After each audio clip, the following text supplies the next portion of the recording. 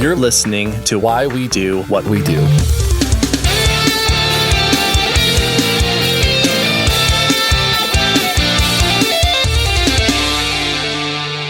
Welcome to Why We Do What We Do. I am your compassionate, caring host, Abraham. And I'm your rational solution host, Shane. We're a psychology podcast. We talk about all the things that people and animals do. And lately, we've been talking a lot about substance use and dependency. And we are continuing that theme of topics and discussing some of the things that are, I think, around this. So far, what we've covered is just a basic discussion about what addiction is. We've talked about the war on drugs. We've talked about Alcoholics Anonymous. We talked about the disease model of addiction, and we have more planned for this continued series of topics that we feel very strongly about. But today, we're talking about specifically a strategy for supporting people with addiction called harm reduction. This episode is going to fall in line with a little bit of the myth-busting episodes that we like to do. Yeah. I think that's fair. There's going to be a nice flavor of that to it. But I think there's a lot of misconceptions about what harm reduction is, or at least what people think harm reduction might be, and some of maybe the isolated interventions that are done inside of that. And so you'll kind of see as we go through what all this means and what that looks like. Yeah. There's kind of this ethos or orientation to thinking about the kinds of policies that should be in place around things like substances, drugs, and dependency that have been largely colored pretty much entirely by ideology and not at all backed by any amount of science or research. And so that's why this is sort of the myth-busting topic, is I think we've seen a pretty failed approach to how to handle this throughout most of human history where drugs have been available and have been a concern. So it's sort of worth taking a look at what alternatives there are and what might work a little bit better. Right, absolutely. But before we do that, we've got some holidays to celebrate. Yes, this episode publishes April 24th, and on April 24th, it is Administrative Professionals Day. We see you. Thank you all for your help.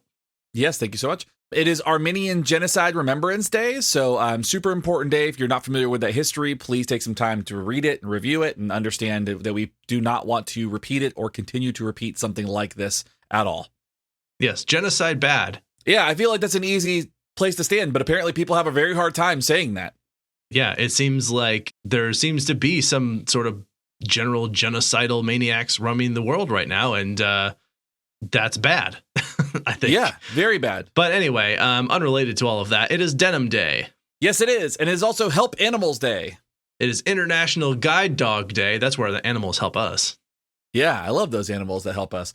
It's National Skipping Day, which is really great because people forget how to skip. Fair. I think also how to cartwheel. That's true. I don't know that one's coming back to me. It is New Kids on the Block Day. That's fun. So put on your Donnie Wahlberg shirts, I guess. It's a Sauvignon Blanc Day, which, I'm surprised I could even say that because I failed French terribly. That was pretty good. Thanks. It is Scream Day, and this is not Scream the movie. This is not Scream like Scream out of terror. It's meant to be a scream of catharsis, but I like to think of it as like hardcore metal music day. Yeah, go listen to Hope Conspiracy. It's Stop Food Waste Days, which I really like that. Yeah, World Day for Animals in Laboratories. I don't want to say we're big fans of animals in laboratories, but I think that our field has gotten a lot out of animals in labs. That is true. That has been a very big part of the basic research behind our science. I did see a great video of a rat who had these, that was in like a little like RC car that would like press buttons to drive the RC car around to go get treats. Adorable. It was the greatest. So I'm going to buy a rat go-kart. It is American Quitter Society Day. Big fan of that. I'm going to join that group. It is Animal Cruelty and Human Violence Awareness Week, which is important. Yes, it is. Given that some of the animals in laboratories faced a lot of cruelty. Yeah. That's a whole thing that we'll probably unpack one day at some point. It's Bed Bug Awareness Day. So they live in your computers if you didn't know that. Animals we probably could be crueler to. It is Cleaning for a Reason Week. The reason is because that way the things are clean. Yeah, I mean, I don't make up a reason. Like, just do it. It's also National Coin Week, which, coins are fascinating. Yeah. National Infants Immunization Week. Big fan of that. Yeah. Andrew Wakefield, not so much. It's National Organ Tissue Donor Awareness Week. So huge. I'm an organ donor. Same. Please do that. You don't need your organs after you die. Yeah, I collect them and then donate them to other people. Yeah. Just kidding. It is also National Stop Snoring Week. I'm sure many people can get on board with that. Yeah, good luck. Exactly.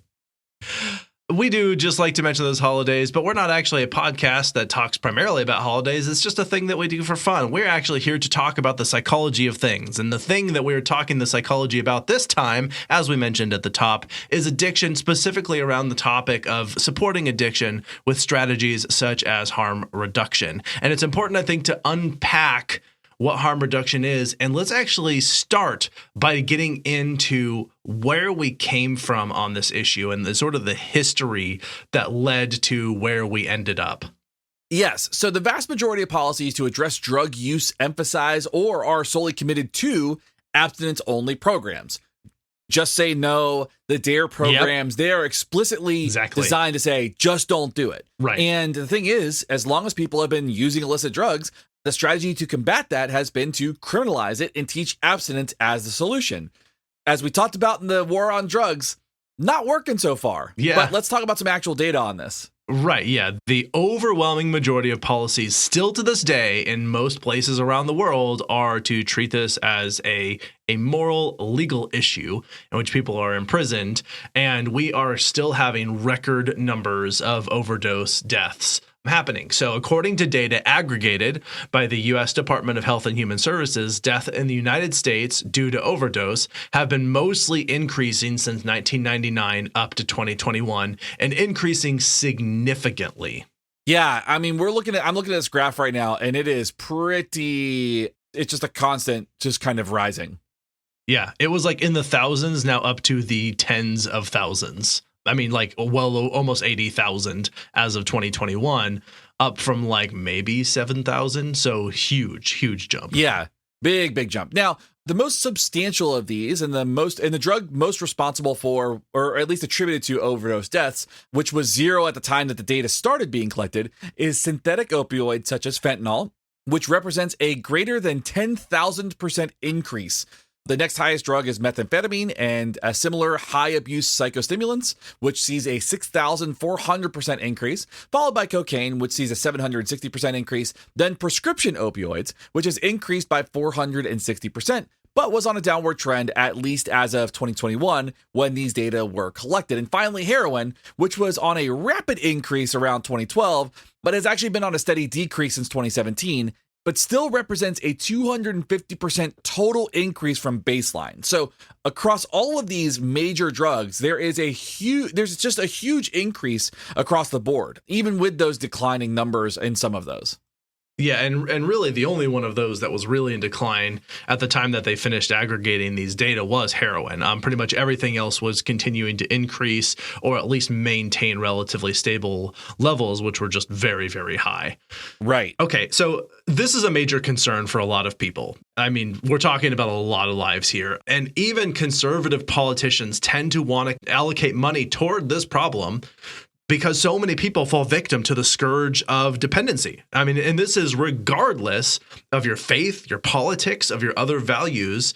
We all know someone who has struggled with addiction at some point. Sometimes it's right within our inner circle. Sometimes it's just one, maybe two nodes away. Right. From a friend of a friend out about that far, is usually as far as you need to go before you have found someone who has suffered from some kind of addiction disorder or dependency at some point. And so because of the widespread nature of this, many people have a vested interest in trying to manage this in some way. And even people who generally think the government's not for that, the government's not for anything, and then they work in the government, they are still like, all right, this is a thing that we should use government funds to try and address. Right. So one thing, though, there is this one approach that I think is really fascinating, and that's what we're talking about today, is this idea of harm reduction. And harm reduction is a public health strategy to support people suffering from addiction by implementing risk reduction, prevention, and health support systems. Simply put, it is intended to reduce the harm that may happen from high-risk behaviors and activities. High risk here specifically meaning substantial increases in the potential for serious medical complications or death. So harm reduction is designed to be a set of procedures or a set of interventions or a set of policies that are explicitly designed to reduce the adverse effects that go along with addiction and substance use and all the things that we've been talking about. Exactly. Yes. This is mitigating the kinds of fallout that can happen from using substances. This is trying to avoid the worst of the worst kind of outcomes. And particularly, there's a huge focus on trying to reduce death. Right. Death by overdose or death by spread of communicable diseases, et cetera. And we'll get into a lot of that. But there's been a lot of misunderstandings and misconceptions about harm reduction and what it does and what it's meant to do and how it's implemented. And we will get into all of that during this conversation.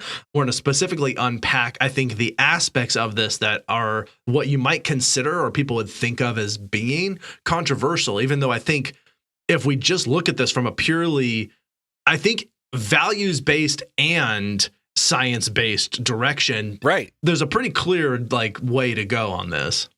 Right. I mean, the primary view of harm reduction is a compassionate care approach with the primary objective to save as many lives as possible. And I think if you are looking at it from that perspective, in reducing harm, we want to save as many lives as possible by setting up a situation so that people can avoid not only just the risks of substance use, but all of the tangential kind of side effects or these other things that come out of it too, which people don't realize is actually a significant problem too. So this means that people in the harm reduction orientation have implemented strategies that sometimes appear counterintuitive or confusing at first blush, but are actually designed to specifically minimize all of the harm that comes with different types of substance use. Exactly right. Before we get into some of what these strategies are, as I said, let's unpack the history a little bit. So I think it was worth understanding what harm reduction is to unpack this topic, but I do want to dig into the sort of timeline here. So I think the important thing in understanding harm reduction, as we've used it here, we've been talking about drugs specifically, but most of us have been using some form of harm reduction strategies for a very long time. And I mean, right, it kind of spans anything you think of as being a risky activity. People wear armor when going into battle. Battle is an inherently high-risk activity, and armor reduces the likelihood that weapons will be effective against the armor wearer. It reduces the harm, right? So harm is reduced by wearing armor. And there's lots of examples like this where there's a lot of inherently risky activities that we can try and mitigate the danger of those activities. So as some examples of different types of harm reduction activities, one of the things is that sometimes we will maybe give people forewarnings before we start playing ads.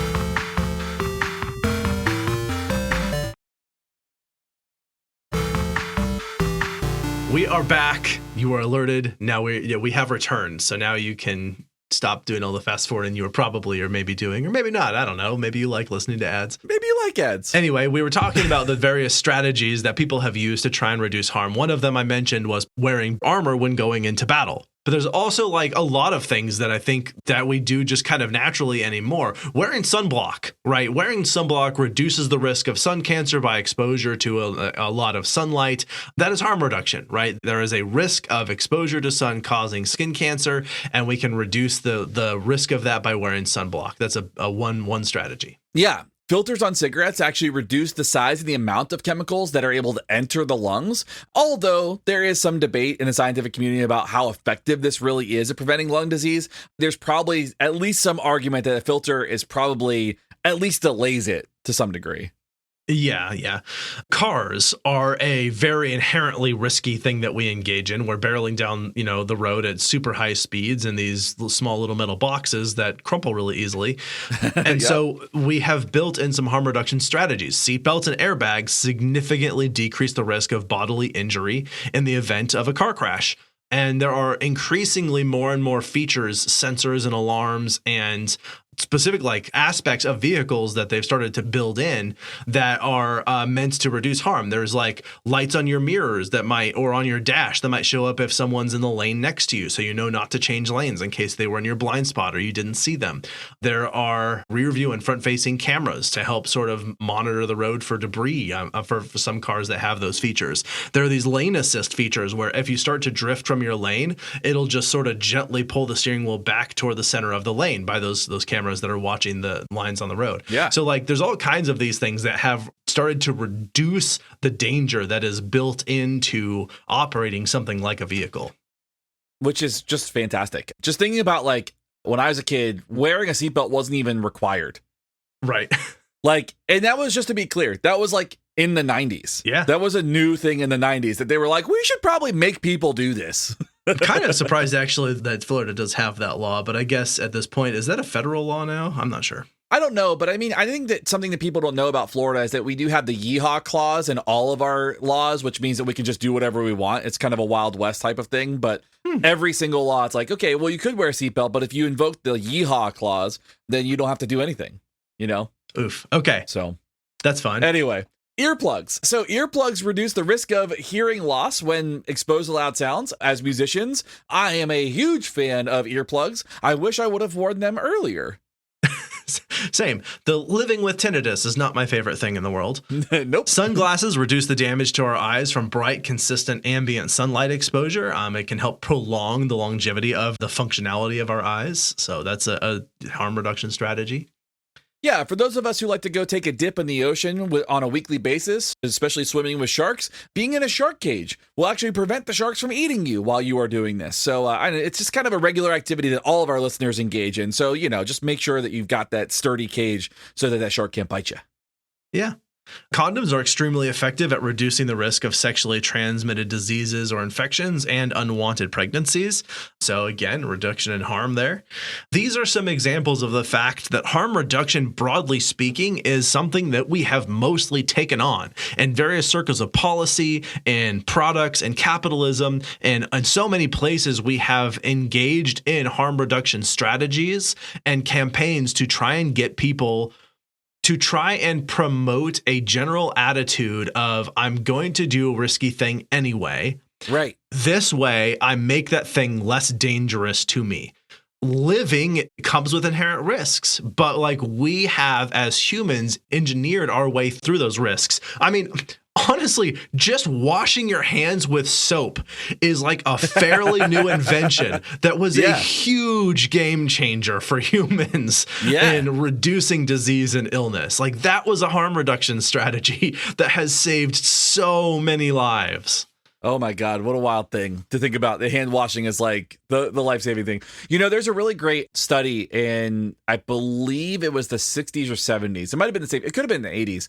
But there was a study that they had looked at the effect of a free condom dispenser inside of a drug rehab clinic to help reduce STIs and unwanted pregnancies inside of like a cocaine treatment center. Mm-hmm. And it was effective in reducing all of the things, like just having free condoms available for people. And you might be going, they shouldn't be having sex. They should be focusing on their rehab. Well, they were going to do it anyway. So at least they were doing it safely and not hurting each other, Yeah, exactly. And that is what this all comes down to.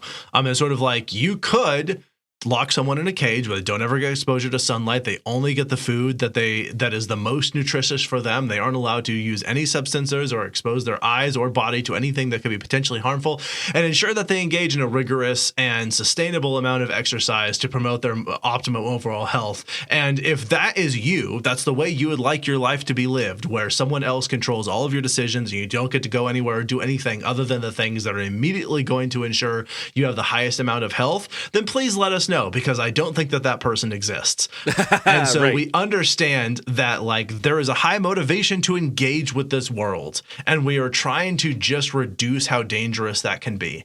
And we don't need to like transform everything into an urban area to do it. All we need is some basic strategies to reduce how much harm it could be brought to us by doing things that carry with them some amount of inherent risk. Right. Harm reduction strategies as it relates to addiction. What we know of harm reduction strategies started to kind of begin in the 1960s. The Vietnam War was still raging between the U.S. and Vietnam. Lead exposure was still on a massive increase, and the hippie movement was in full swing. Heroin was rapidly becoming the drug of choice among hippies, military service members, and a wide spectrum inside of and around those groups. So there was a lot of spread around that drug. Heroin was one of the biggest problems in like the early punk scene too, and a lot of like famous musicians, famous punk musicians died from heroin overdoses well before they kind of got their due and whatnot. Correspondingly, though, drug overdose deaths were suddenly directly in the face of ignorant conservative American populace. So you started to see kind of that became like the big scary problem. And then we started seeing this abstinence stuff kind of pop up. Yeah, I mean, essentially, it was hard to.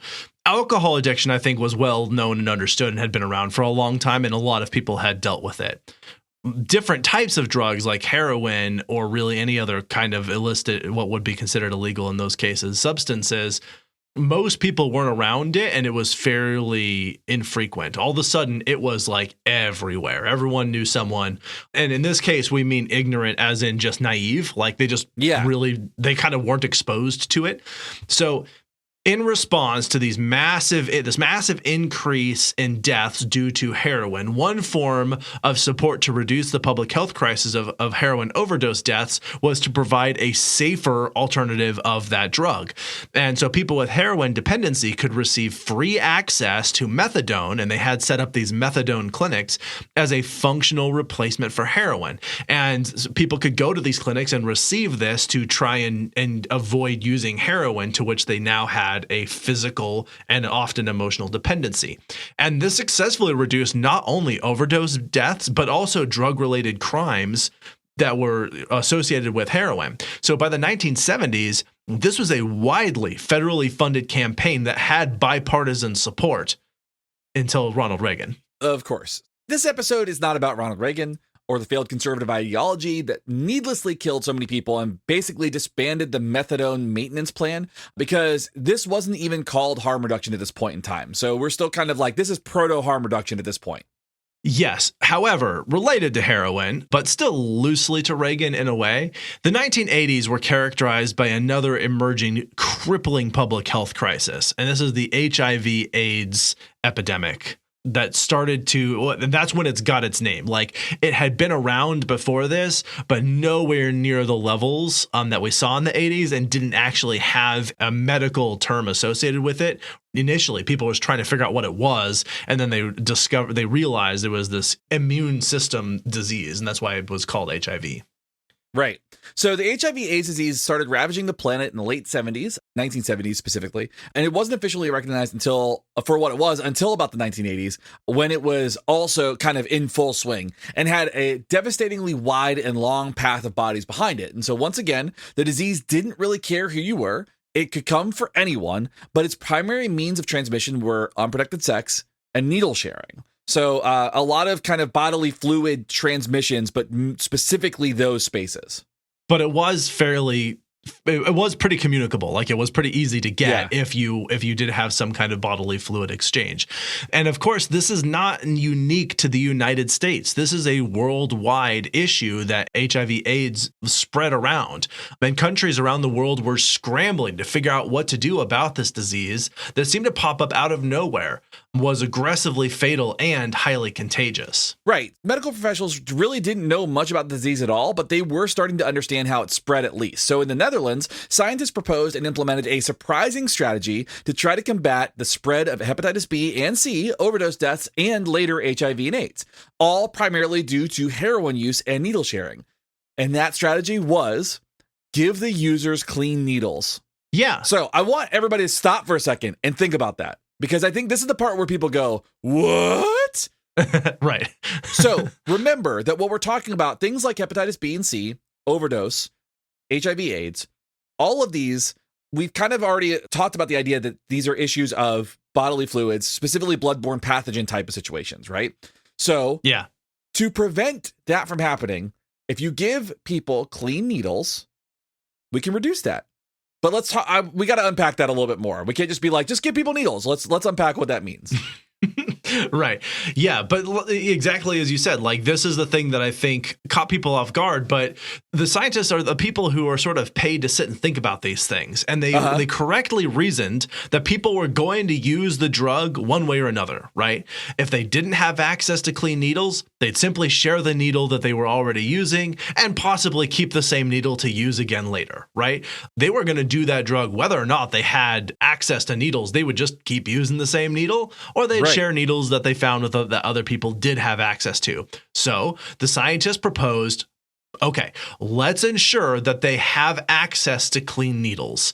That way, we can at least reduce the transmission of these diseases with hepatitis specifically, and also later HIV/AIDS. And they called their program harm reduction. Right. You may still be having kind of that thought that like this feels like enabling and stuff like that. Please stay with us, because I think that there is a convincing argument for why this is the better approach than abstinence training and all the stuff that we've been talking about before. So this program, this harm reduction program, also had mental health and welfare programs to support people with addiction. And it was likely this combination of strategies that helped significantly reduce the spread of HIV/AIDS and hepatitis and rate of crime, and had the surprising effect of actually reducing how many people chose to use the drugs at all. So not only, just to be clear, not only did it reduce this communicable disease and crime, it also reduced the use of the drug in general.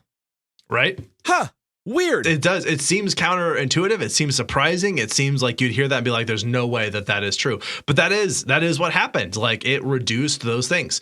Now, recognizing the benefits of this program, the United States adopted a similar needle exchange program and, of course, saw the exact same benefits. It works. Like, this is a strategy that works.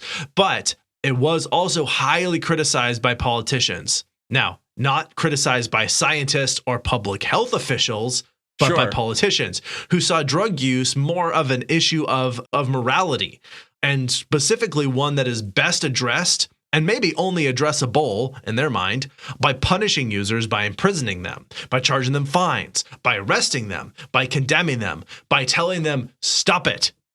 Like, right. That is the solution. Like, why didn't we try that when people tried to go to war with us? We just pointed them and say, stop it.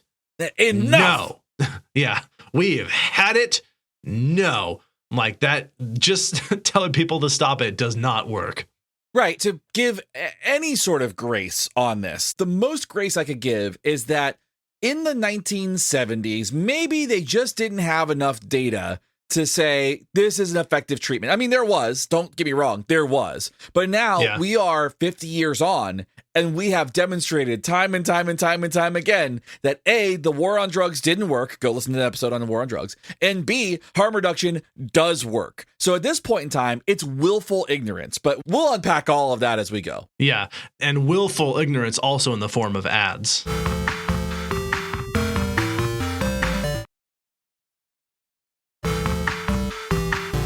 Okay, so we've been talking about, I think, the history, the timeline, and unpacking just what harm reduction sort of is conceptually. So let's actually go through and talk about the specific strategies used in harm reduction. And there are a lot. So we're not going to try and go through all of them here. We're going to hit the main themes, the ones that come up the most often and I think are the most critical for the keys to success, and mostly try and give like an overarching, this is what happens in the harm reduction sphere, if you will. Let's start by just unpacking sort of what strategies exist inside of harm reduction and why. Yeah, so these strategies that are used in harm reduction approaches are specifically designed to save lives and reduce the spread of disease. So I think those are two incredibly valuable goals when it comes to any sort of program that has to do with social services, human services, and people in general, right? Save lives, stop the spread of disease. Everybody benefits from that. These strategies inside of harm reduction, though, include needle exchange, which we talked about. And what happens is people who use injection-based drugs can bring their used needles and receive sterilized, sharp, clean needles for free with no judgment. This doesn't mean that you're trading needles with your friend who's also a user. You're going in and you're getting clean kits, is what they'll say. Yep. And the administrators at these locations also give advice for safe needle use and disposal of used syringes. So not only do you get a clean kit, but you get some coaching on how to stay safe, how to make sure you stay clean, how to prevent the diseases, and how to get rid of needles so that nobody else contracts a disease as well. Right. Users can access all kinds of clean drug administration equipment that might otherwise be contaminated. They'll also have materials sometimes for how to smoke something that you were trying to smoke that is again, clean and not riddled with, it's not been shared, doesn't have diseases.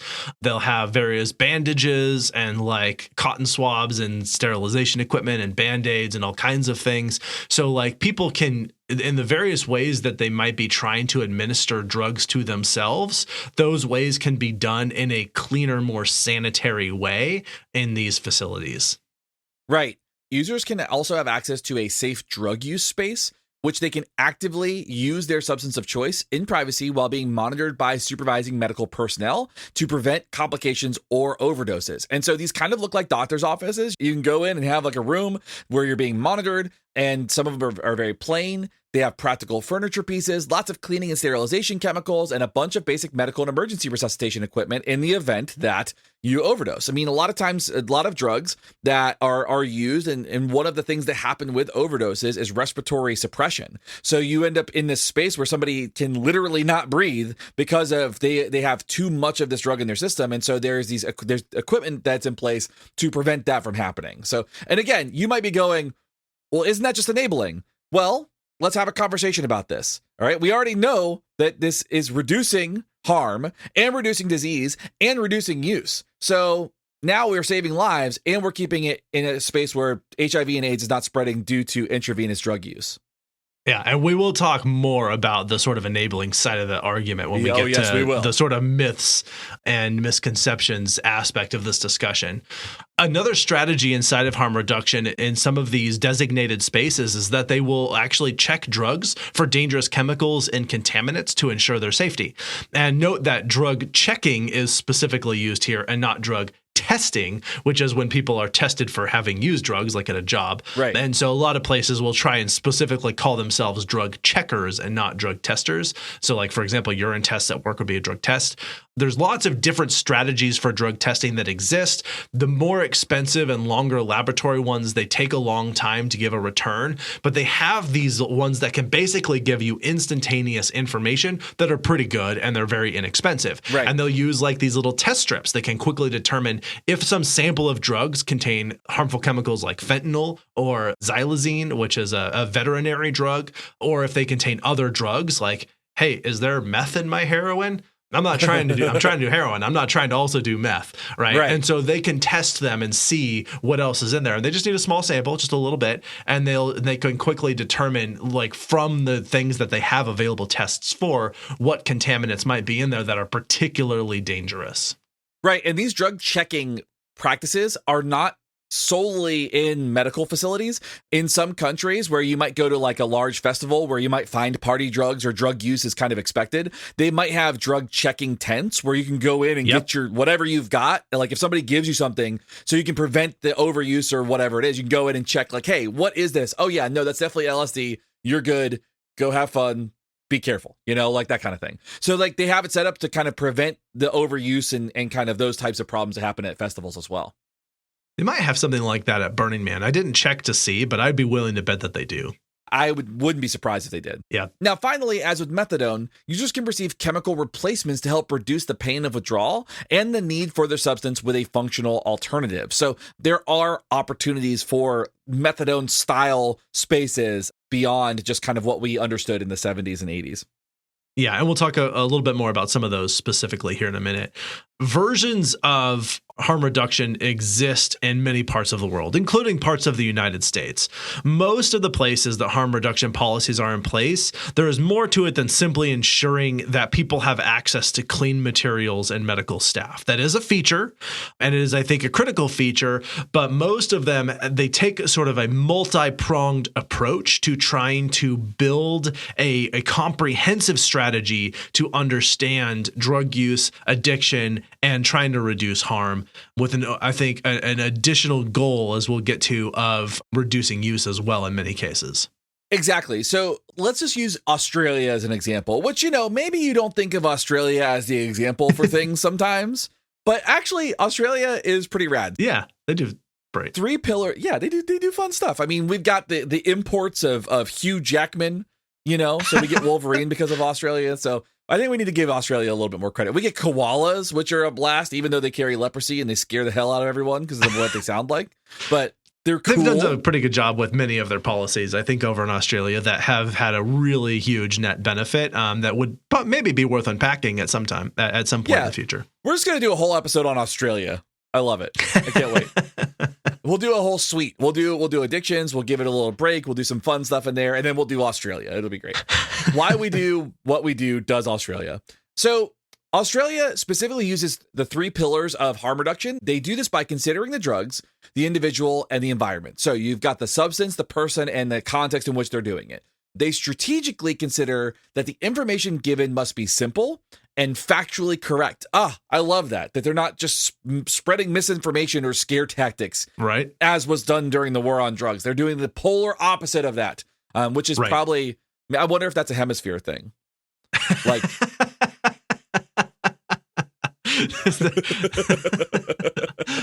maybe.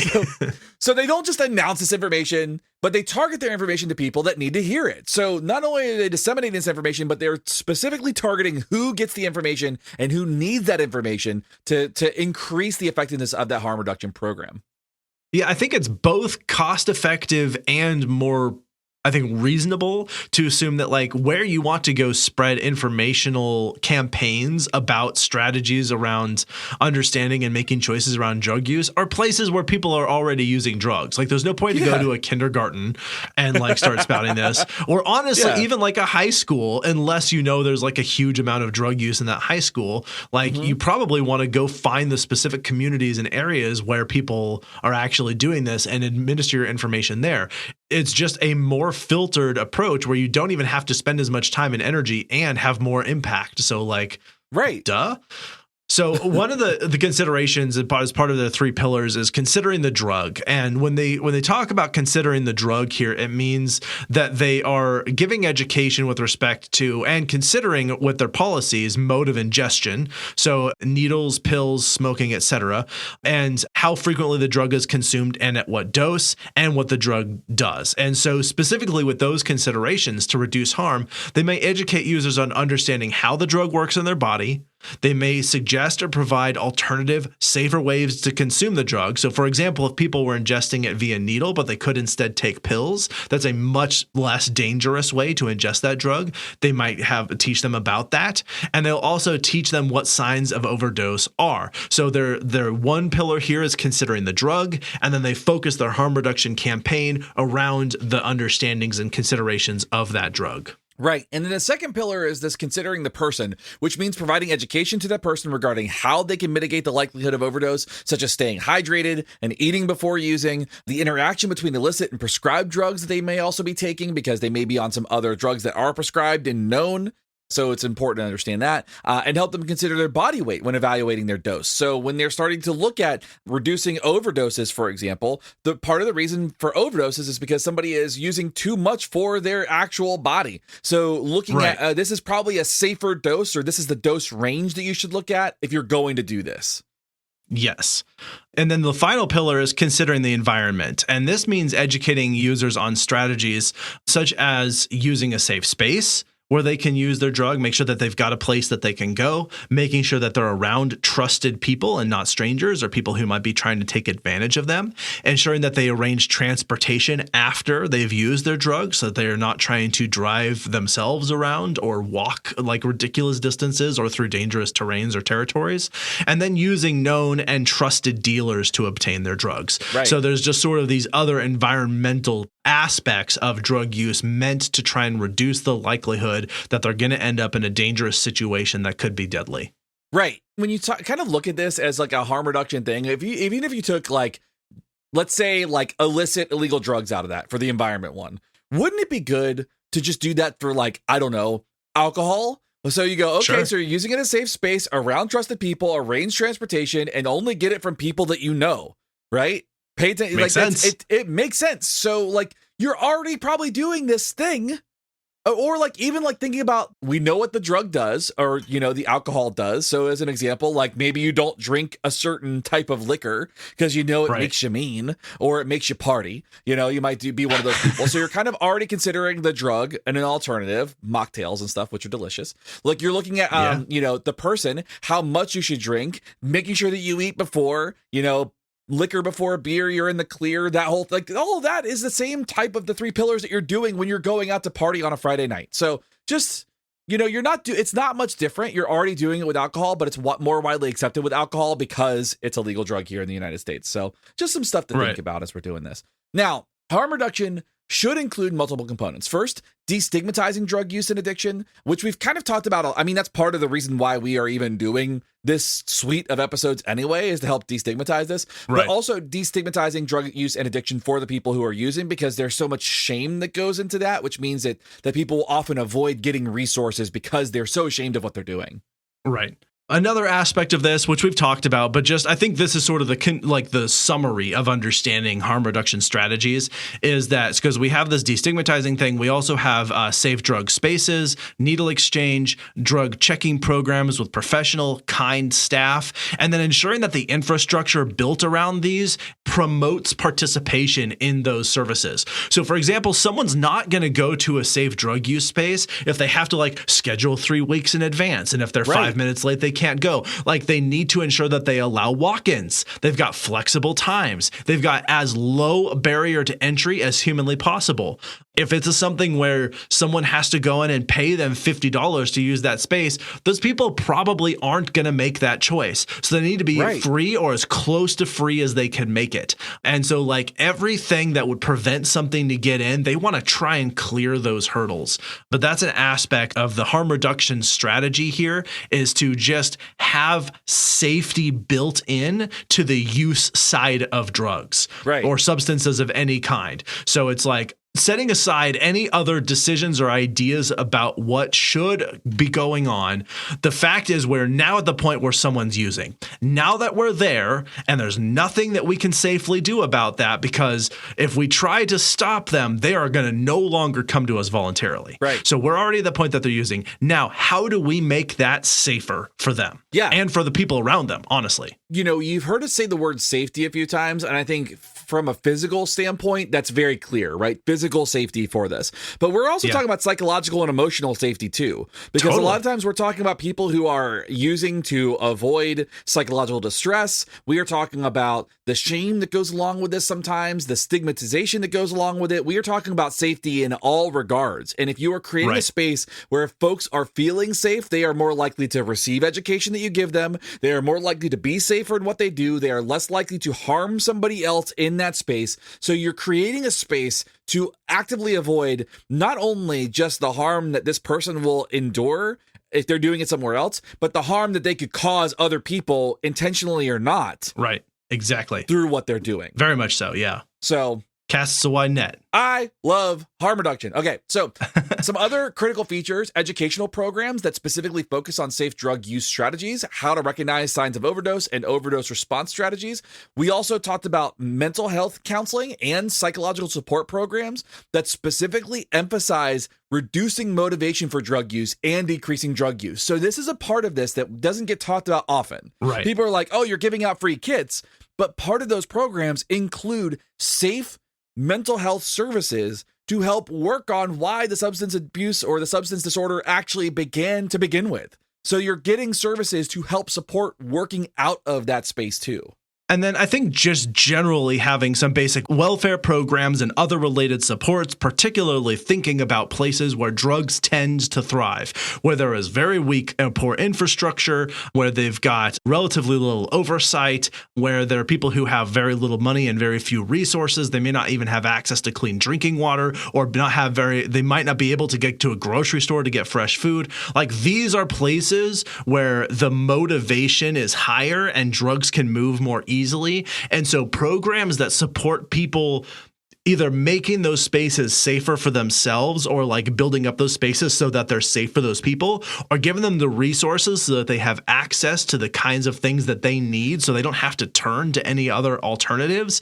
And also considering part of this includes things like medical care, when people who are in pain and they can't afford to go to the doctor because they don't have insurance or whatever, these are all things where some of these programs help mitigate the motivations that exist and also help people just make more intentional decisions rather than sort of scrambling and sort of trying to just tread water to survive all the time, which is what happens in a lot of these spaces. Because I'm going to tell you right now, this is something that happened in Florida not even a long time ago, several years ago under Rick Scott, is this movement to drug test anybody who was receiving welfare. And I'm going to tell you that has never in the history of humanity worked. That is just punish people who are already struggling, to drug test them, to take away their welfare, essentially. Saying like, oh, if you're on drugs, you don't get welfare. That is the opposite of helpful. Yeah, then like more likely to use drugs. Yeah. Ugh. Anyway, since we had to drop the name of Rick Scott, it's worth having a palate cleanser and just stepping away. You could hear that and be like, all right, I heard Rick Scott's name, I'm out. And I do understand that. So let's just take a quick break for the ads and we'll come back to some more wholesome discussion.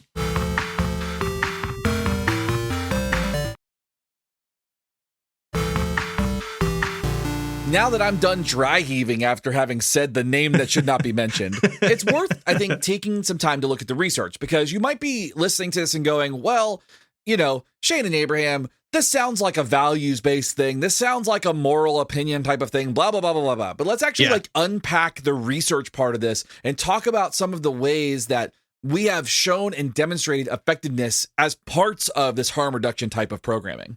Yes, exactly. Because, you hear it and you're like, oh, these liberals always talking about this, like, in their big ideology thing, and they're not considering things practically. Well, it was actually funny in preparation for this. We started talking about this, and I prepared the notes for this, and Shane looked at the list of references and he's like, that's a lot of articles. And I said, yes, there were approximately 450 quadrillion articles that have been published on this. The research on this is deep.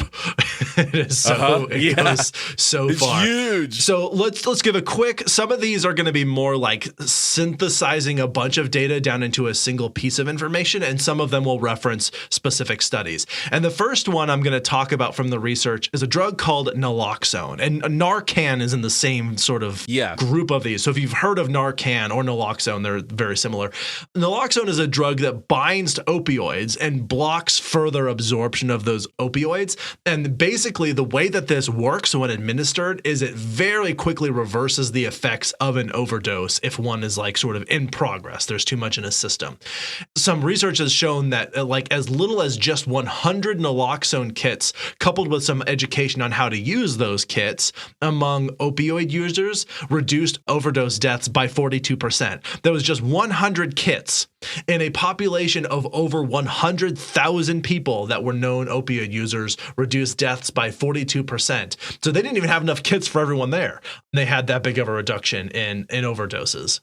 And I think it's really important as we're talking about like what an overdose is. An overdose is for the most part, most people are accidentally overdose. Like nobody who is like a drug user is like going and going like, you know, at least for the most part, it's not going and going, this will be the last time. So I think it's kind of important to unpack that too as we go through this.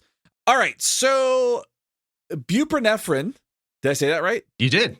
That was great. Oh, good. Look hey, I did it. I am terrible with drug names. I have struggled with that for years. So I'm so glad that I did that in one try. You're like marijuana? I read that 100 times while you were doing that last bullet point, so I have no idea what you said.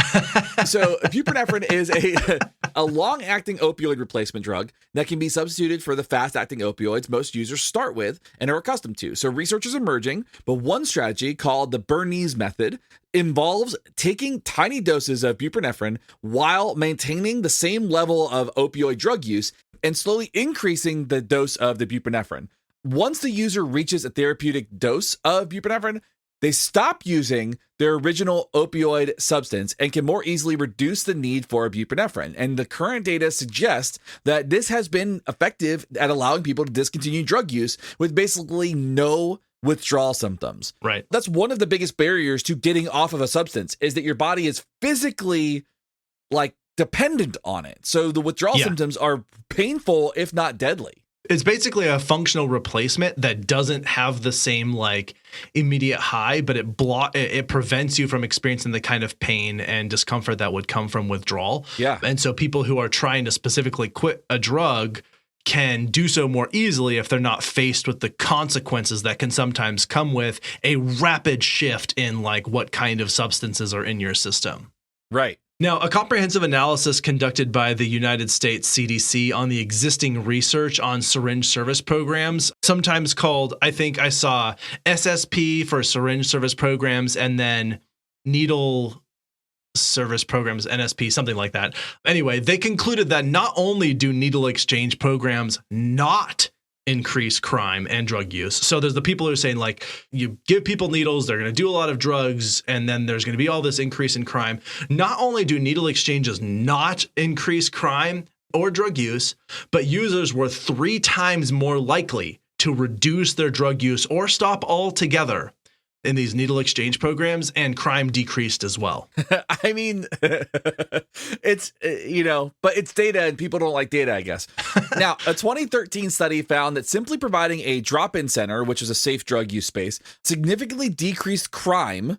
82% of drug users committed crime versus only 21% when the safe space was provided. So just to be clear, having a drop-in center, which is a space that people can safely use drugs, significantly reduced crime by a little over 60%. Yeah, it was, huge. I mean, if you took out like 80, basically they had a group of people who didn't have access to it and a group of people who did. And it was like 82% of the people who didn't have access to it engaged in crime and only 21%. So it's like, honestly, if you took that out of the total, it's like a 75% reduction in the rate of crime. Yeah. Depending on how you choose to slice up that math. But it was really substantial. Seems like a pretty worthwhile investment. Right. Speaking of investments, one of the things I was curious about is like, what's the return on investment in programs like this? One study did an analysis where they specifically looked at the cost of healthcare treatment and other issues related to funding for people with HIV/AIDS. And with a budget of only $500,000, they found that if you prevented just 3 new HIV cases, that would be a cost-saving measure. Just 3. All they have to do is successfully prevent 3 cases of HIV, and the $500,000 would have already paid for itself and how much cost it saved. But not only does it prevent more than 3, these programs decreased HIV cases by 54% and hepatitis C cases by 55%. So there was a huge precipitous drop off. So the return on investment happens pretty much immediately and then just continues going on. Like you just save more and more and more and more money as the program goes on. Right. Speaking of saving money, about $4,700 is saved per 100 injection drug users through these programs. Yeah, the needle exchange specifically. Needle exchange program specifically. So you're finding that like just having a needle exchange program saves thousands of dollars, hundreds of thousands of dollars over time. Like the amount of money that is saved through this. And also not just money, because, I think a lot of people speak in money, but it's not just money, but it's like the amount of stress and the amount of grief and the amount of crime and the amount of all the things, all the tangential things that go along with like folks who struggle with addiction. All of those things are also significantly reduced. And it tends to lead to a better quality of life for literally everybody involved. Yes. So we finally got to the myth busting part here. And then I think sort of our big conclusions that I'm excited to talk about. But I always love busting a myth because I think misunderstandings are just one of these things that perpetuate poor policies that don't work and are often counterproductive. And so many believe, or at least argue, that this harm reduction approach, that it doesn't also include an orientation toward sort of abstinence or reduced drug use. Most harm reduction strategies actually do include a component of education with an end goal of decreasing substance use. Like that is often a component, at least decreasing, if not quitting altogether. But again, it's not done through stigmatization, criminalization, and like making people feel bad or using something like telling them that you don't have control or you just need to have faith. Like those things don't work, but they will do counseling, mental health, and other support strategies with eventually it is better for those people not to be using drugs. And everyone agrees, including the users, right? And so the main objective is to prevent death. But other objectives include decreasing the spread of disease, decreasing crime, and decreasing the use of drugs altogether. So like those goals and orientations are built into it. And I think there's a fundamental misunderstanding that people have that harm reduction is like, oh, we'll hand out free drugs to everyone. We'll show them how to use them. It'll be great. Everyone will be high all the time. That's just not what it is, right? Like close. The point is that we actually want to decrease drug use. And we have found that some of these strategies, like the needle exchange one, does specifically do that. And that we want to have educational programs that also are oriented to a reduce in drug use, just not through this sort of shame and self-flagellating that I think is common in other programs. Right. Yeah, exactly. Now, harm reduction strategies such as drug checking and needle exchanges are enabling drug use. That is the meth that we hear all the time. Okay, so you're checking drugs so people can use them, or giving people clean kits is just going to perpetuate that issue. And so far, we have demonstrated that's not even close to true. Our studies have shown that is not even close to true. If that were true, then the implication is that people who are using drugs would have decided not to use drugs, but because this needle exchange program was available, they decided, I'm going to use drugs more often, especially because the needles are available. It doesn't make any sense. People are using drugs as is. So if you're providing a space, and we've already demonstrated and shown in the studies, a clean kit helps reduce HIV, helps reduce hepatitis, helps reduce all these things. And it's not, I think the other thing too is people misunderstand that needle exchange programs are just, okay, give me your dirty needles and I'll give you clean needles. That's not what it is. Right. There's education, there's support around this. There's all kinds of things that happen. It's so frustrating that people just cannot wrap their heads around the fact that not only is this is an active ingredient in keeping people safe. Right. Like, this is truly showing that. And again, like, I think you have to think like, okay, so you've set up a safe space for them to do drugs, and they're like, we're just enabling them doing drugs. I'm like, okay, so you think that they would have chosen not to do drugs, but then they saw the safe space and they're like, never mind, I'm all in now. Right. I'm like, no, they were going to go do drugs anyway. Right. Like, what happened is we made it less dangerous for them, right? Or again, as you said, they were like, oh, well, I wasn't going to do heroin, but now that you've got a needle, I certainly will. And I mean, the other implication is thinking like, for you people saying that, you're sort of implying that that's true for you. You're like, I would be out there using drugs, but I'm afraid of dirty needles. So I'm like, right. If I make clean needles available to you, you're just going to start using heroin all of a sudden?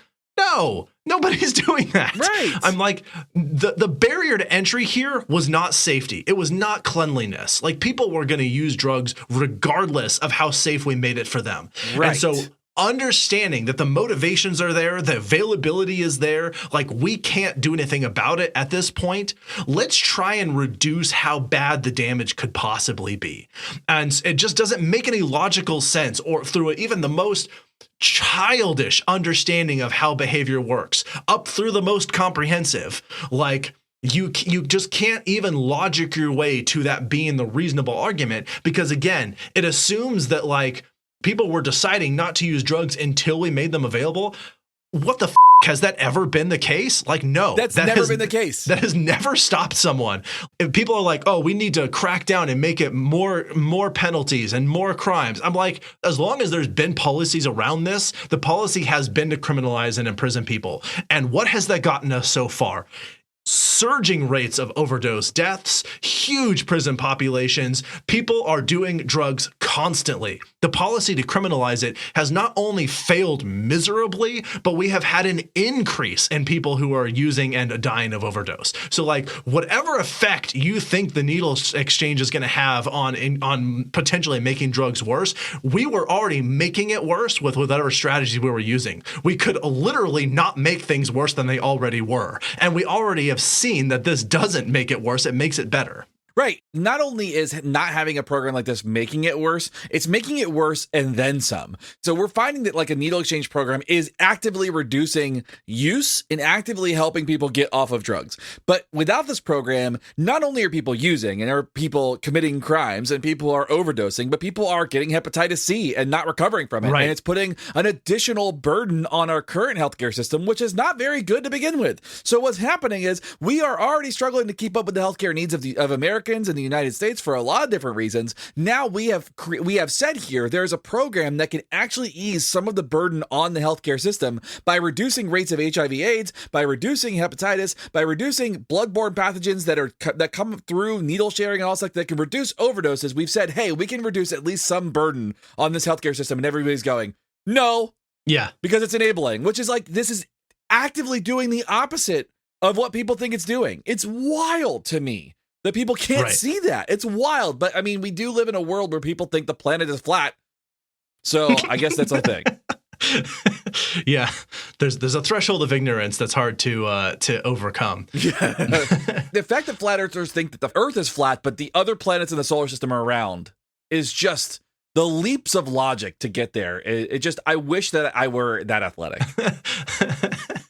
I think that they think that there aren't other planets in the solar system. There are some. Oh, okay. Because I think my understanding was that we believe we live in like a giant cage of some sort. Giant's not even the word for it. It would be colossally massive in a way that is unable to be built by the resources that exist on the entire planet. Assuming that something like that could possibly exist, I'm like, so what's outside of that, you think? They think that space is water too. I've heard that too. So it's just a lot. Anyway. Okay. Well, that's pretty insane. We weren't talking about flat Earth though. We were talking about drugs. But since we talked about flat Earth, we may as well let the ignorance reign and pivot to ads.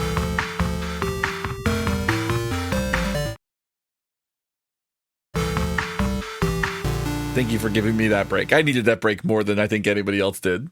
That's fair. Yeah. There's so much to say on this. And again, I just think it's so dumb. The whole idea that like it's enabling. I'm like, you think about that for just 2 seconds. I'm like, nobody here is choosing to use drugs just because they're now more available. We're not even making drugs available. We're just making the equipment more sterile. Like that's it. That's it. And like none of you are making that choice because that's not how that works. So that doesn't make any sense. So I think we've got through that. We're going to set it aside. I think some people will point to Oregon and say, aha, harm reduction failed because of what happened in Oregon. So let's talk about what went wrong in Oregon. Yes. So in 2020, I don't know if y'all remember that year. We've lived several lifetimes since then. There's a lot going wrong. And I think this is probably not the time to do this, but they voted to decriminalize all drugs in Oregon. Right. And that was a big move. People were really floored by that. And people really had a hard time with that. But they voted to decriminalize all drugs in Oregon in 2020. Now, there were supposed to be a lot of aspects about this whole decriminalization procedure, and some of them were enacted. But point being, that was essentially how it went. But there's a couple of caveats here. One is that just decriminalizing is not harm reduction. As a matter of fact, in all of our discussion, at no point did we say decriminalizing drugs is a feature of harm reduction. I think it could be. I think you could, as a piece of this, say, let's make this not a crime and address it in the ways that we're going to address it. But just decriminalization by itself is not harm reduction. So you can't point to that and say, look, harm reduction failed, because first of all, we have a mountain of evidence, several mountains of evidence, several planets of evidence at this point showing that it works. But this also isn't harm reduction, so it didn't fail. Yeah, several flat planets of evidence at this point in time. Part of the problem, too, is that this went into effect immediately without an infrastructure. So all of the key characteristics that we've talked about with harm reduction, the needle exchange programs, the education programs, the welfare, the psychological health, all of that stuff did not exist in the way that it needed to in a place where everything was decriminalized. So you've got basically this context, which is drugs are not criminal anymore, but you have no supports to protect you for those of you who are using. Right. That is rife for problems. Also, like possibly the worst possible year for mental health, 2020, right? Where people have been in lockdown, they're bored, they're desperate. Many of them are running out of money. They're like been living off of sick days and paid vacation time. Businesses are like fighting to try and stay open, and many of them are closing. Inflation is already starting to take a foothold. Like there was just a massive bad year for that sort of thing to take place. Motivation was high. So that was the other context that was going on. It also didn't address any of the systematic issues that led to drug use in the first place, such as like things like poverty, like transient or homelessness, any of the other harm reduction strategies that we would specifically recommend, like safe spaces and needle exchange. And then the other thing that happened is a huge surge in access to and fentanyl-laced drugs made it in. And so like there was a huge uptick in the amount of fentanyl that was being found, which led to overdose deaths. So there was like a massively, I honestly think it's probably worth a whole episode or maybe a mini episode unpacking what happened in Oregon, because I think people are going to want to point to that and say, look, harm reduction failed. And the thing is like, I'm like, well, that wasn't harm reduction. So hard to say that it failed. Right. But like also there were many issues that went on. I think you make the argument that it failed because there was no harm reduction in place. Oh, yeah. Good point. Yeah. And so anyway, for those of you who aren't aware, as we said, basically it was decriminalized and now the state is recriminalizing drugs. So they're rolling back their policies on this to try and address the massive spike in overdose deaths that started happening. Right. So I think that's where that story is, in case people weren't all caught up on that. One anecdote is not a scientific example, right? Like I think that's another thing too, is like Oregon's its own thing. Okay. Oregon is its own thing. That is true. So, but I think it's just important to know that, a lot of the sound bites that, and especially for people who don't critically think about these types of things, will point to Oregon and say, this is why it doesn't work. When the truth is it probably would have been much better had harm reduction been there when they rolled this out. And that's a simple fact. If you're going to decriminalize anything, then having a harm reduction program in place to replace because basically the intervention up until this point was arrest them. Right. Now you've gone, hey, let's do no interventions for this. Right. Instead of going, let's do no interventions, they should have gone, hey, arresting people didn't work. Let's put harm reduction in instead and just switch out the interventions. They should have switched the interventions instead of just removing all interventions. And that's the problem. Yeah, I agree. So maybe we don't need a mini now. Maybe we've covered it. There we go. It was an interesting little experiment that they did, and I think there was a lot to be learned from that. But I think the wrong lesson is that decriminalization doesn't work. Right. I think the right lesson is the way they went about it didn't work very well, and there was a poor context that sort of set them up for failure, even if it would have had a more successful rollout in a different sort of time in history, right? Including honestly now, but who knows? Anyway, so that's Oregon. I think I'm sort of eager to sort of give my final thoughts on this. And one of them is that we've been very clear about some of our biases on this episode. And I think one of mine, I come from a very humanist angle. And a lot of my philosophy is how many lives is worth it for us to put in policies like this? If it saved X number of lives, then it was worth it to put this policy in. And in my mind, one. Yep. If you have saved one person's life, then it was worth it. And the beauty of this is it saves a lot more than one. Right. And and you can take this net savings of one, right? Because these policies may be more people on this side, but fewer people on this side, whatever. I don't care. If you saved one life, then it was worth it. And these do a lot more than that. These have been saving thousands and thousands of people's lives. And so I think if we take at the outset that the goal here is saving lives, this is a tremendous success. It has been, it will continue to be as we get better at it. That's one, I think, important piece here is the value of human life is such that anything that we do that saves them is worth doing. Yeah, I don't have another take-home point beyond that. I think our science shows that this is the most compassionate way to help people. I think that we've demonstrated its effectiveness. I don't know what more we can do except for scream it from the mountaintops that this works. And it's absurd that we have to make such an argument for something that we have demonstrated time and time and time again that works for helping people. The fact that we have to make an argument for helping people is just categorically absurd. Yeah. But that's where we're at right now. We have to make that argument, and harm reduction is just such a great way to help alleviate so many of the problems that are faced by folks that struggle with addiction, by communities that are ravaged by addiction. It's just the way to go, I think. Yeah, I do have a couple more things to say. Go for it. That's okay. All right. Please do. One of the things here is sort of the other aspect about this is a win-win. This is a win-win-win-win-win-win-win. Everybody wins in this situation. Yeah, everybody wins. Everybody wins. The people who don't like spending money, they spend less money, a lot less money, actually. So it saves money for government programs. The people who don't want people to die, that is a win. The people who don't like drugs to be around all the time, that's a win. For people who don't like ongoing homelessness crisis, it's a win. The people who are addicted to drugs win. The people who are medical professionals who are trying to help people win. The society at large wins.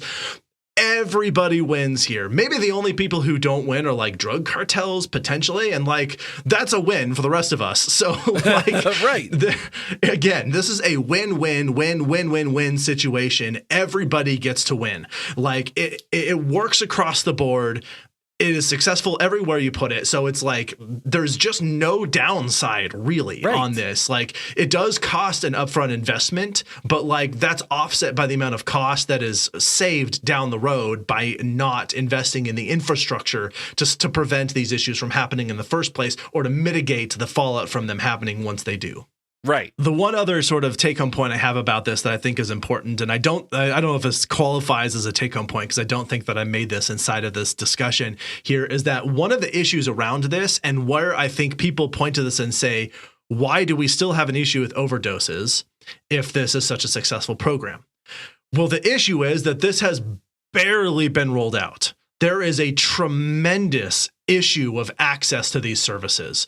Like, the first safe drug use space in the United States as a whole, I was reading about this, I think went up in New York in like 2018, maybe. Like, it was brand new. Like, we have not invested in this country, not really. We have done the methadone clinics, those worked. We've done needle exchange programs, those worked incredibly well.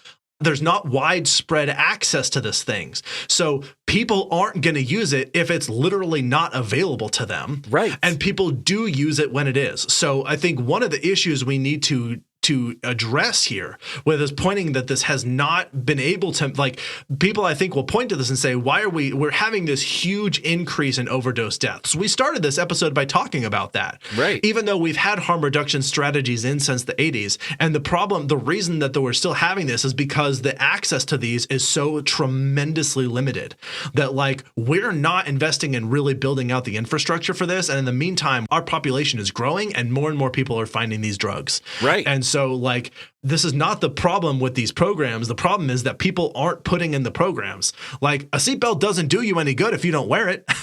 Right. Exactly. If I were to sell you a car without seatbelts in it, like, it doesn't matter how safe you want to be. Like, that has now become a very, very dangerous vehicle, right? So that, I think, is when people point to say, like, why are we having such an issue with overdose deaths if we have these programs? And it's like, because we barely have these programs. We almost don't. Like, functionally, we don't. The amount of people that they help, a handful. And it's great. I'm so happy that those people were able to get help. Right. But, like, it is a tiny, tiny fraction of the number of people who are using on a daily basis. Yep. Absolutely. 100%. Okay, great. All right. So I think we ran so long on this, and it's because we were so passionate, but I think it was so important to cover this and help understand, I think both break down the totally misconstrued and misunderstood logic that people are trying to use by calling this enabling. And I'm like, that doesn't make any sense. Like, again, by that logic, you would be using heroin right now if I handed you a clean needle full of heroin. Yeah, no thanks. Yeah, pretty much no one's going to take me up on that I know, at least. So anyway, I think we've addressed that sufficiently. Let's go ahead and wrap this up. Before we do, we always like to give some very fun recommendations. And before I get to recommendations, I get to do my acknowledgments and credits. If you'd like to support the show, if you'd like to reach out to us and tell us anything that we got right or wrong in this discussion, please email us directly at info@wwd.podcast.com. You can also learn more about harm reduction by going to the National Harm Reduction Coalition at harmreduction.org, where they've got more resources. Thank you for putting that in the notes here, Shane. For sure. Otherwise, you can support us. You can join us on Patreon. If you do, you get access to behind-the-scenes content. We had some graphs and, like, pictures of a safe use space in this, so you could get access to our notes. We also have early release episodes, ad-free episodes, all kinds of bonus goodies you could get if you join us. Join us over on Patreon if you like access to those. And the wonderful group of people who've already made that jump includes Mike M, Megan, Layla, Mike T, Justin, Kim, Joshua, Brad, Stephanie, Olivia, Brian, Ashley, Kiara, Christy, and Michelle. Thank you all so much. Love y'all. Y'all are the best. If you don't want to support us over there, you could always pick up some merch. You can leave us a rating and review. You can share this episode with a friend. Just, subscribe if you haven't already. Just do the things. Share us. Let people know. That definitely helps a lot. In addition, I would like to thank my team of people without whom I could not do this show, because although I am a small and powerful army of one, I still am not powerful enough to make this podcast happen. And so that includes writing and fact-checking from Shane and myself. Thank you so much for recording with me today, Shane. Of course, always. Our social media coordinator is Emma Wilson, and the guy in the chair who makes all of the editing of these incredibly long episodes sound like normal people talking without all of the mistakes that we make is Justin Greenhouse, who does just a wonderful job. So thank you, Justin. Gustin Greenhouse. That's right. I think that is all that I have. Anything else that I forgot or that you would like to add before we get to our recommendations? No, take care of each other, Indeed. All right, let's recommend some things. All right. Actually, we have the time. Maybe we'll do ads first. Oh, no.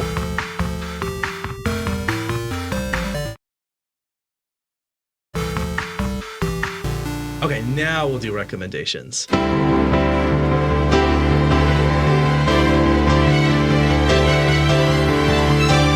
recommendations. I'm going to keep this kind of short because we've gone so incredibly long. So I'm recommending a movie. It came out a year or two ago, I think maybe last year. It was directed by Elizabeth Banks. I believe this is her directorial debut, but I didn't actually check that. Doesn't matter. It's called Cocaine Bear. I'm pretty sure this is rated R. Yeah, just by the title alone. But anyway, there's definitely gore and illicit drug use and a lot of explicit language, if you will. It's based on a true story, although fairly loosely, if you know the true story. But yeah, fun, short little movie about a bear who finds a bunch of cocaine and does it, and the fallout from a bear doing a bunch of cocaine. So it's a ridiculous, fun, over-the-top, gory movie. Pretty enjoyable. It's streaming on Amazon Prime right now, but I'm sure people can get it other places. But yeah, Cocaine Bear was a lot of fun. It looks like a wild time. I haven't seen it yet, but it's been on my watch list. I wanna see it so badly. It's a good one. It's pretty quick too. I think it's like an hour and a half or so. Okay, good. So my recommendation is a book, and I just finished it recently, and I do absolutely adore this author, but I think he gets a little bit of a bad rap. And so that book is called Hollywood by Charles Bukowski. I think he gets a bad rap because he's kind of known as being like a little bit of an alcoholic and a little bit of a womanizer and not very great. And some of his language is a little bit dated and stuff like that. And that's fair. But I would also say that a lot of authors have very dated language. And so I think that's really important to remember that as you're kind of reading older authors. Fair. But I will say this more than anything. Charles Bukowski is kind of known for being a certain type of author. Hollywood doesn't read like that. I think Hollywood does a good job of kind of showcasing that he was always a great author, even though his subjects and maybe the way he wrote about stuff was probably not always savory. Hollywood is about him aging in Hollywood. He writes his first screenplay and he's working inside of the Hollywood kind of machine, trying to get this thing to work, and how ridiculous it is, and how he's kind of aging and kind of settling into a comfortable life, and how he still doesn't really like people, but at least he's nicer about it. Okay. I think it's a really fascinating read, and kind of the overall bibliography that is Charles Bukowski's work. You know, his poems are a certain way. It's a novel. It's not a book of poetry. He's got a couple novels that are out, but I think it's a fascinating kind of look at like kind of end of career Bukowski and how much he's calmed down and gotten a little bit nicer and a little bit less grumpy, and mostly drinks wine instead of whiskey and vodka anymore. Cool. Yeah. This, as I said, this one went pretty long. Thank you so much for listening. If you've stuck with us through this entire thing, we really appreciate you. Join us next time. We're going to continue on this discussion about addiction and various topics inside of addiction. So we'll be around for at least a few more episodes on this. Yep. We're not really calling them parts. They're really intended to stand alone, but we just wanted to stay on this topic for a little bit. We've never done anything quite like this before, but I'm excited. It's been fun so far. Yeah, it's been really informative, I think. So, and we hope that it's informative for y'all as well. With that, I don't have anything else, so I'm gonna say our goodbyes. This is Abraham. And this is Shane. We're out. See ya. You've been listening to Why We Do What We Do. You can learn more about this and other episodes by going to www.wwdpodcast.com. Thanks for listening, and we hope you have an awesome day.